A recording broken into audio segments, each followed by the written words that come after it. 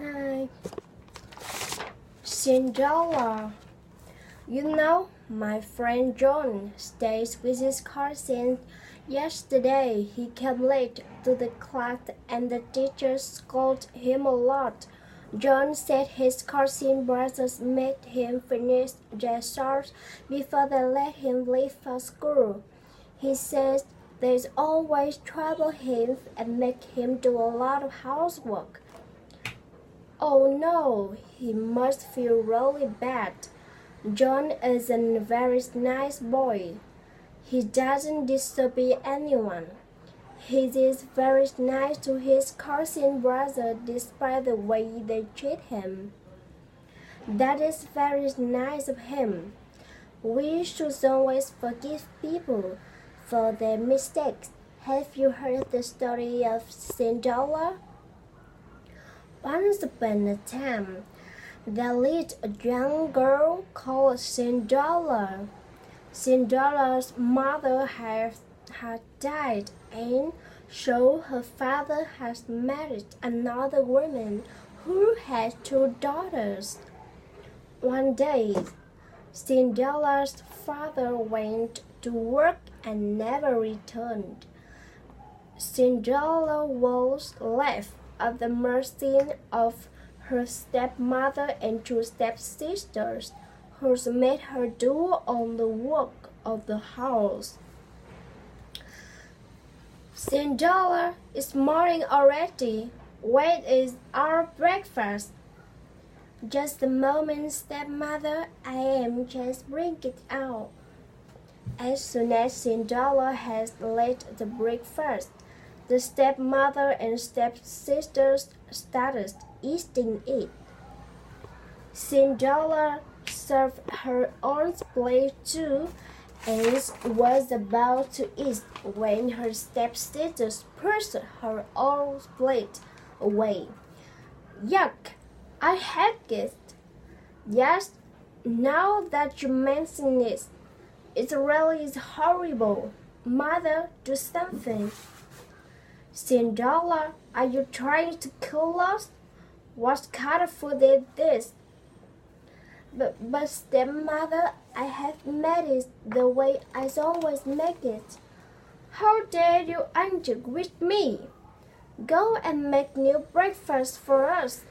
Don't you dare do anything else till we have had our breakfast. And this is what's going on in their house every day. The stepmother and stepsisters troubled Cinderella without any reason. But Cinderella loved them still and never ever complained. One day, an announcement was made in the village. Let everybody know there will be a royal ball at the palace tomorrow night. The king's son, Prince Charming, will marry a maiden from amongst the guests. Everybody from the village is invited. The whole village was excited. Even Cinderella's stepmother and stepsisters couldn't stop talking about it in the house. And that is how Cinderella found out about the ball. The royal ball?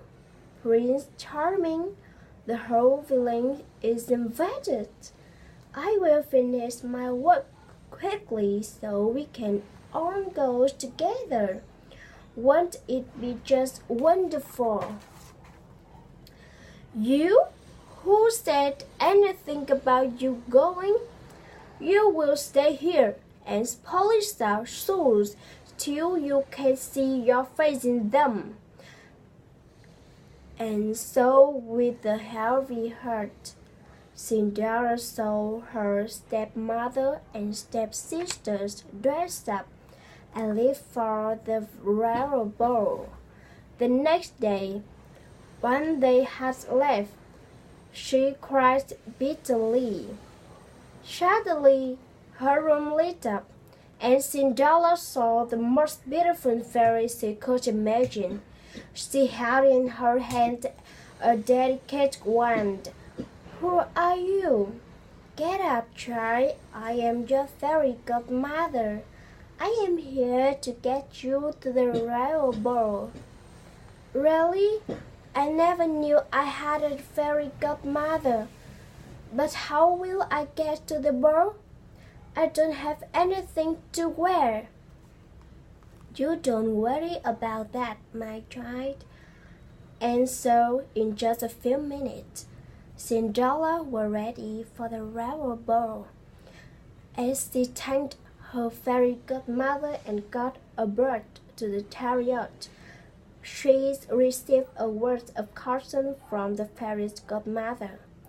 Remember to be back home at 12, otherwise the spell will wear off. Soon Cinderella arrived at the palace. As she entered the great ballroom, everyone turned to look who this beautiful maiden was. Nobody could recognize her, not even her own stepmother and stepsisters. Prince Charming walked to her. May I have this dance with you? Yes, Your Highness. And so Cinderella and Prince Charming danced together throughout the evening, till Cinderella heard the clock strike. Fairy godmother words came back to her. She needed to get out there before the clock struck 12. Without saying a word, she stole away from the prince's grasp and runs out of the palace. The prince ran after her. Wait, what is wrong? Why are you running? I don't even know your name. But Cinderella dared not wait or even look back. Her beautiful girl was already turning into rags again. Her hairs were coming loose from the perfect bun that fairy godmother had made for her. She didn't even stop when one of the glass slippers came off her foot and fell in the palace twice away.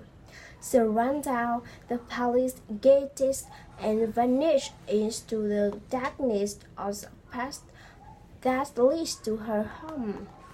When home, she went back to the polishing the suit that had been given to her and decided never to speak to anyone about the ball. A few days later, two men from the palace showed up their door. The lady that Prince Charming fell in love with left behind her glass slipper the royal ball.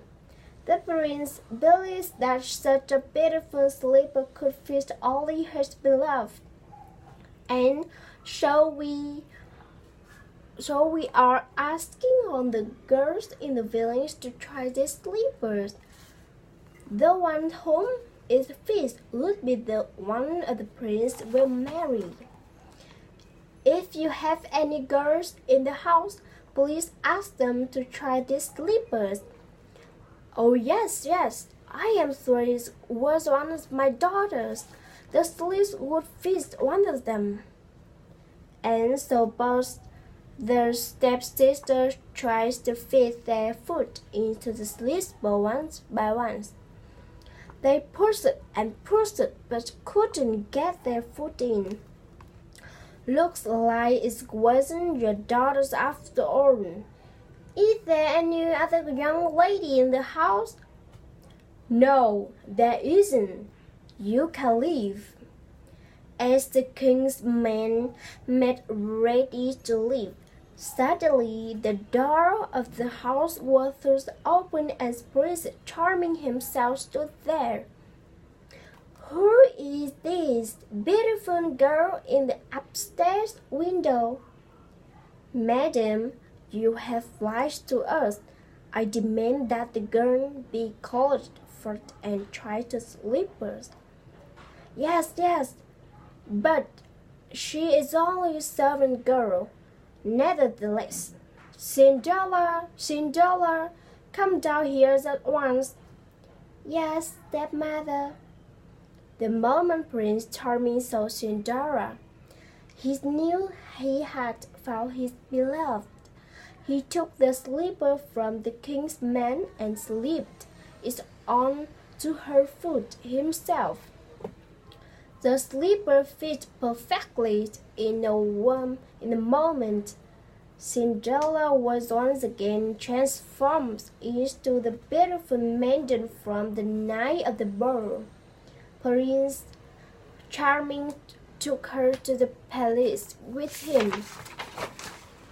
He ordered that the stepmother and stepsisters be punished for lying to the king's man and treating Cinderella so badly and rudely. But being the kind-hearted person that she was, Cinderella asked for them to be forgiven. The prince fell in love with her even more for her generosity, and they lived happily ever after. Well, Tyler, how wonderful it is to forgive people. Thank you for telling me the story. I will tell it to John too. I am sure he will like it. Okay, shall we go home now? I think it's getting late. Bye bye.